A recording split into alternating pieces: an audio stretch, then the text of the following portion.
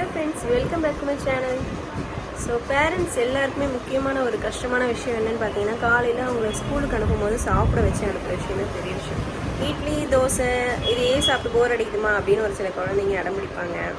நம்மளும் டைம் இல்லையே இதை தான் நீங்கள் சாப்பிட்டு போகணும்னு சொல்லிட்டு ஒரு சில பேரண்ட்ஸ் சொல்லுவாங்க. பட் அதுக்கெலாம் ஒரு சூப்பரான டிஷ்ஷை பற்றி தான் சொல்ல போகிறேன். அது ரொம்ப உடம்புக்கு ரொம்ப ஹெல்த்தியும் கூட. வேறு ஒன்றும் இல்லைங்க, கருப்பு கவுனி அரிசி கஞ்சி தான். ஸோ அது இங்கே டெய்லியும் கொடுக்கலனாலும் வீக்லி 3 to 4 days நீங்கள் அதை கொடுத்தீங்கன்னா அவங்களுக்கு டைமும் சீக்கிரம் ஸ்கூலுக்கு போன மாதிரி இருக்கும். சீக்கிரம் அவங்க சாப்பிட்ட மாதிரியும் ஃபுல்ஃபில்லாக பண்ணுவாங்க.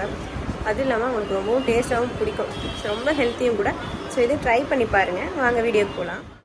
இது நான் ஆல்ரெடி கருப்பு கவுனி அரிசி அரைச்சி நான் ஸ்டோர் பண்ணி வச்சுருக்க பாக்ஸ் தான். ஸோ கொஞ்சம் தான் இருக்குது, ஆல்ரெடி காலி ஆகிடுச்சு.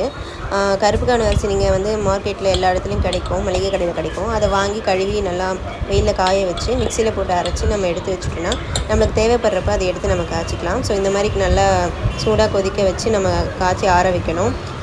காலையில் என் பசங்களுக்கு எப்பவுமே நான் ப்ரஷ் பண்ணிவிட்டு வந்ததுக்கப்புறம் தண்ணி கொடுத்துட்டு நான் நட்ஸை தான் அவங்களுக்கு எப்பவுமே கொடுப்பேன். ஸோ அதுக்கப்புறம் ஸ்கூலுக்கு கிளம்பும்போது இந்த மாதிரி கருப்பு கவுனி அரிசினா அவங்க டேஸ்ட்டாக நல்லா இருக்குமா அப்படின்னு சொல்லிட்டு அவங்களே கூட சாப்பிடுவாங்க. நீங்களும் ட்ரை பண்ணி பாருங்கள். பிகாஸ் இதில் நல்லா நம்மளுக்கு இது சாப்பிட்ணும் வயிறு ஃபுல்லாக இருக்கும். கொஞ்சம் நேரத்துக்கு பசி எடுக்காது, ரொம்ப டேஸ்ட்டாகவும் இருக்கும். கூழ் குடிப்போம் அந்த மாதிரி ஒரு டேஸ்ட் வரும்.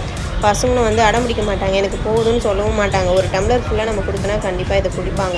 நீங்கள் கண்டிப்பாக குழந்தைங்களுக்கு கொடுக்கும்போது சால்ட் கொஞ்சம் கம்மியாக போட்டுக்கோங்க. ஏன்னா இந்த அரிசியில் சால்ட் ஏற்கனவே இருக்கிற மாதிரி ஒரு டேஸ்ட் வரும். ஸோ அதனால் நீங்கள் கம்மியாக சால்ட்